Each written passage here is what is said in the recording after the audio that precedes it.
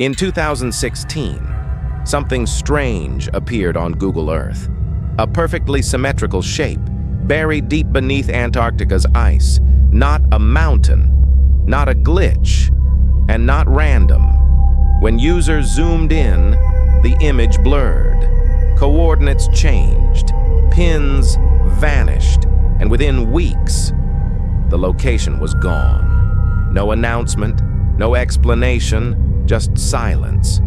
But this wasn't new. For years, satellites had already detected abnormal heat signatures deep under the ice.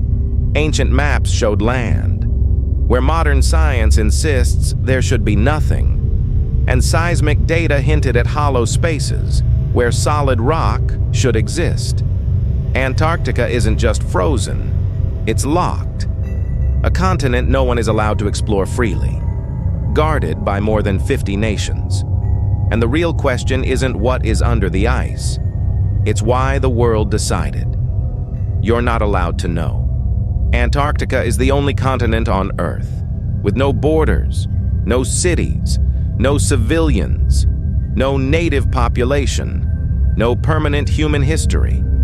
And that alone should worry you, because in 1959, during the height of the Cold War, the United States, the Soviet Union, China, Britain, nations that agreed on nothing, all agreed on one thing. Antarctica would be off limits. The Antarctic Treaty. On paper, it sounds peaceful. No military activity, no nuclear weapons, no mining, no ownership. But here's what they don't emphasize. You can't go there freely. You can't explore independently. You can't excavate. Every expedition is approved. Every movement is tracked. Every discovery is filtered. Nothing happens there without permission, and nothing leaves without review. This isn't preservation, it's control. Ask yourself this: if Antarctica is just ice, why does it need the most restrictive treaty in human history? There's no global ban on the Sahara, no lockdown on the Amazon, no international control of the Arctic, only Antarctica. And here's the unsettling part. The treaty was signed before satellite imaging, before deep ice radar, before thermal scanning, meaning governments locked it down, before they fully knew what was there, or worse, they already knew. In 1946, the U.S. Navy launched Operation Highjump. Thousands of soldiers, warships, aircraft, more firepower than most wars require. Officially, a training mission. Unofficially, it ended early, abruptly, without explanation. Admiral Richard Byrd later warned of threats coming from the polar regions, threats capable of traveling from pole to pole at incredible speed. That statement was never explained and never denied. Soon after, Antarctica was sealed, and it has been ever since. Long before satellites, before radar, before modern exploration, someone already knew Antarctica existed.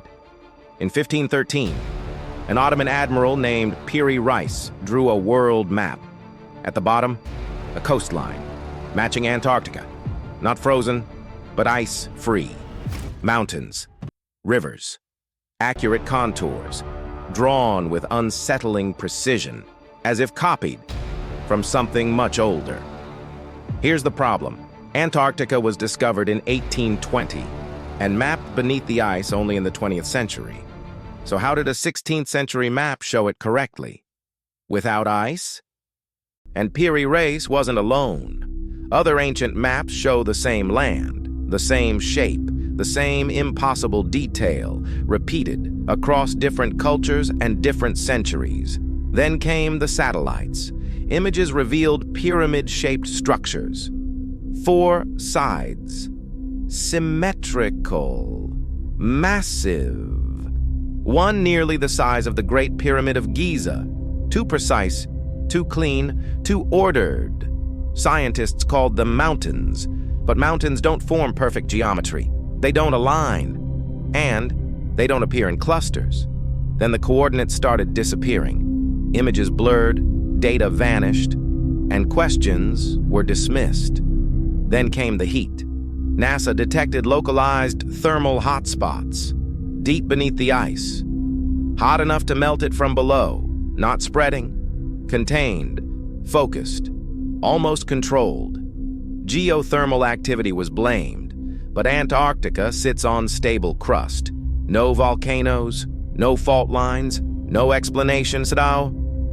Unless something down there is generating energy. 4 kilometers beneath the ice lies Lake Vostok, one of the largest freshwater lakes on Earth, sealed off for up to 15 million years. No sunlight, no air, no contact. Total isolation. By all known science, it should be lifeless. But when scientists drilled into it, they found life, microorganisms, never seen before, evolved in darkness, pressure, isolations, life that should not exist. Chemical traces suggested hydrothermal activity, but not volcanic, structured, controlled, almost deliberate.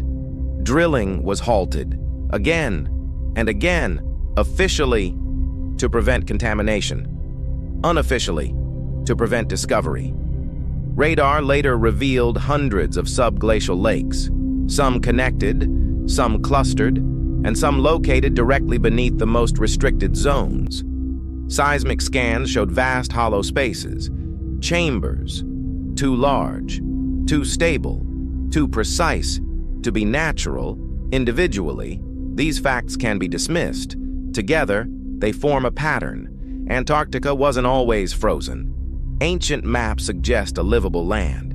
A sudden planetary event, a rapid freeze, an entire world buried, preserved. Ice doesn't just destroy, it protects.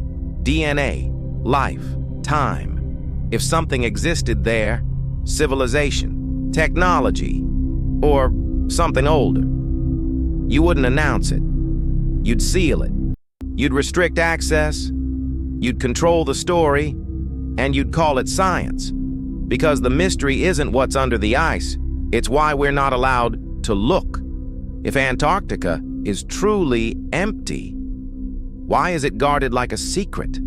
And if it isn't, then maybe the ice isn't there to keep us out. Maybe it's there to keep something in. But what do you believe? Is it an ancient civilization or a secret military base? Drop your theories in the comments. I read every single one. And if you want to see more classified mysteries, hit that subscribe button now.